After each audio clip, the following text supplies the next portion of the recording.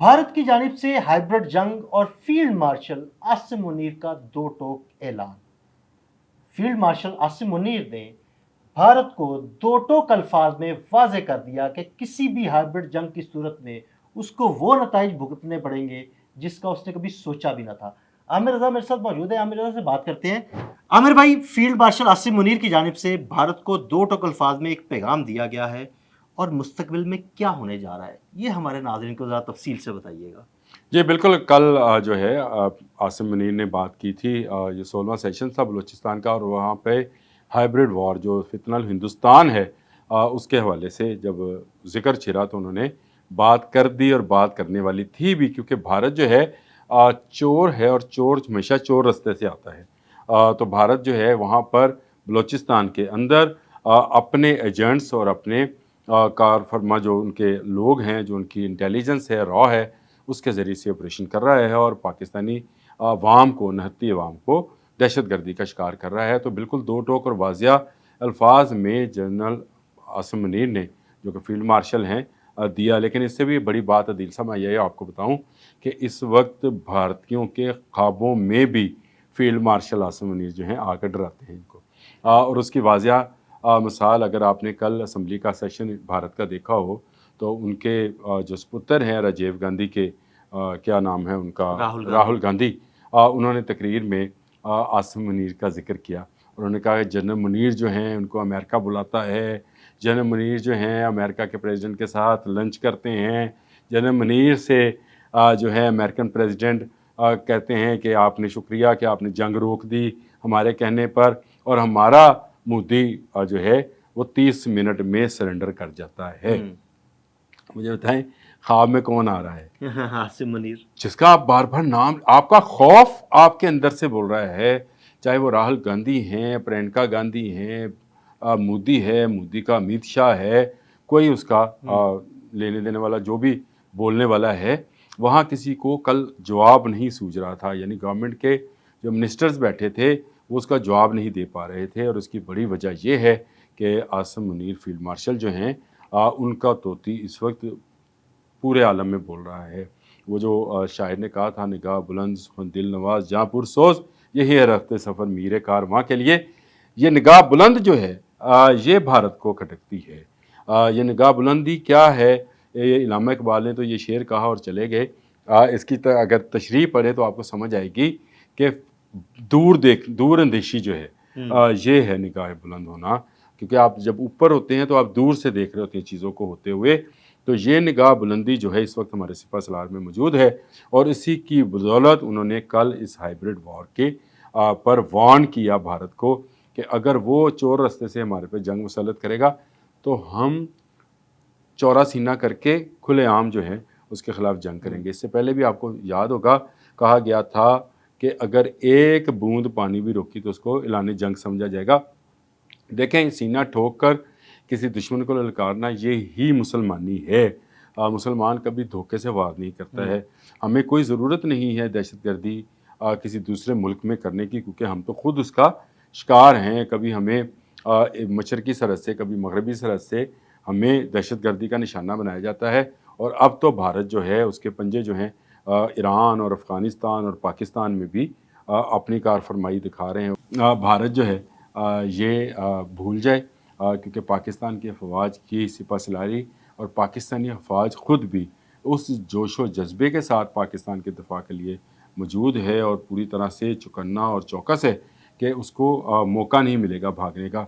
आप देखिएगा आने वाले दिनों में आपको बलूचिस्तान के अंदर ना सिर्फ अमन होता नज़र आएगा बल्कि तरक्की होती नज़र आएगी। इंशाल्लाह। वो जो एक पैदा किया जा रहा था कि बलूचिस्तान को शायद कोई ख़तरा हो जाए, बलूचिस्तान को शायद पाकिस्तान से कोई अलहदगी पसंद है, कोई अलहदगी पसंद नहीं थे, उस वक्त भी नहीं थे, अब भी नहीं हैं। ये दहशतगर्द हैं जिनके नाम पर ये सारा काम चलाया जा रहा है। और दिल भाई, बलूचिस्तान के लोगों से ये जो डायलॉग शुरू किए हैं पाकिस्तान आर्मी ने, आपने पिछले दिनों में देखा होगा मुख्तलिफ कोर कमांडर्स ने मीटिंग्स की हैं, वहाँ के स्टूडेंट्स के साथ सेशंस किए गए हैं। उनको बुलाया भी गया था इस्लामाबाद में, उनके सवालों के जवाब दिए गए हैं। वो जो प्रोपोगंडा है जो भारतीय मीडिया और भारतीय अकाउंट्स के किया जाता है उसको भी ब्लॉक करने की अब बात हो रही है। तो मेरा ख्याल है कि पाकिस्तान की स्ट्रेटजी जो है इस वक्त दिफाई स्ट्रेटजी वो फील्ड मार्शल आसिम मुनीर बना रहे हैं और बहुत खूब तरीके से बिल्कुल। बना रहे हैं। पूरी पाक फौज एक सलार के नीचे जमा है, और जमा इसलिए है कि पाकिस्तान का दिफा किया जाए। तो मैं ये समझता हूँ कि भारतीयों के ख्वाबों में जो फील्ड मार्शल आसिम मुनीर आ रहे हैं, ये बहुत जल्द उस भयानक ख्वाबों का असल रूप भी देखेंगे अगर उन्होंने पाकिस्तान में दूरंदाजी और पाकिस्तान में दहशत गर्दाना अपनी पॉलिसी को तब्दील नहीं किया। पाकिस्तान इस वक्त तक जो रवायती हथियारों की जंग है उसमें भारत को हरा चुका। अब एटमी जंग है, तो याद रखें पाकिस्तान की एटमी टेक्नोलॉजी भी भारत से बहुत ही बेहतर है और ज़्यादा बेहतर है और ज़्यादा तेज़ भी है। ये एक तो बेहतर होना है, दूसरा तेज़ होना। और पाकिस्तान किसी ऐसी तंजीम का सिग्नेटरी भी नहीं है कि वो पहले हमला नहीं करेगा, ये भी जहन में रखा कीजिए। तो ये वो ख्वाब है जो भारतीयों को आ रहा है, डरावना ख्वाब है। इस वक्त भारत की पार्लियामेंट के अंदर अगर कोई चर्चा है तो ये है कि मोदी जवाब दे, मोदी जवाब दे राफेल तैयारों का गिरने का, सुई 35 के गिरने का, मिग 29 के गिरने का। मोदी जवाब दे फतह 1 और फतह 2 को ना रोकने का, S-400 के तबाह होने का। मोदी जवाब दे हेरोन के जो ड्रोन्स हैं वो कैसे भटका दिए गए। मोदी जवाब दे कि पाकिस्तान को कैसे पता था कि पाकिस्तान की जानिब ऐसे जहाज़ और मिसाइल्स आ रहे हैं। तो ये मोदी ही जवाबदेह है और हमेशा मुजरम ही जवाबदेह होता है, याद रखें, क्योंकि उसके अपने अंदर से आवाज़ें आ रही हैं। पहले तो दुनिया पुकार पुकार के पाकिस्तान को अप्रिशिएट कर रही थी, पूरी दुनिया से उसकी अप्रिसिएशन मिली। और कल राहुल गांधी की आपने अभी बात भी की, तो उन्होंने कल अपनी स्पीच के अंदर ये बात भी कही। उन्होंने कहा कि हमारा फॉरेन मिनिस्टर जो है कौन से प्लेनेट पे है, कहाँ गायब है, और पाकिस्तान का फॉरेन मिनिस्टर दुनिया घूम रहा है। फिर उन्होंने कहा कि पाकिस्तान का आर्मी चीफ 4 वस्ती एशियाई रियासतों और बशमूल अमेरिका के जो है जनरल के कॉन्फ्रेंस कर रहा है खुलेआम।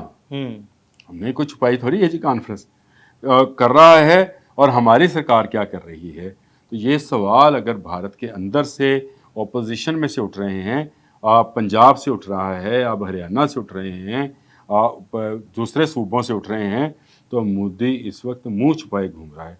आपने पिछले दिनों में मोदी का कोई जवाब सुना ना? राहुल गांधी भी यही बात कह रहे थे। उन्होंने कहा अगर इतनी जरूरत है मोदी तुम में तो निकलो, उठो, कहो कि ट्रंप झूठ बोल रहा है, 5 जहाज नहीं गिराए गए। कहे ट्रंप को एक दफ़ा झूठा कह के देखो। तो जो मोदी कैसे झूठा कहेगा, क्योंकि ट्रंप ने कम से कम ये तो सच बोला कि 5 जहाज जो हैं वो गिराए गए। और खुद उनके पार्लियामेंटेरियन तस्वीरें लिए घूम रहे हैं जिसमें वो बता रहे हैं कि ये ले राफेल की टेल दिखा एक जहाज का गिरने का वो दिखा रहा है, लेकिन उसने कहा गिरे 5 हैं। इसके अलावा भी बहुत सारी दूसरी पार्टीज़ जो हैं वो इस बात पर कर रही हैं। तो मैं ये समझता हूँ कि बर वक्त और जवाब दिया है फील्ड मार्शल आसिम मुनीर ने।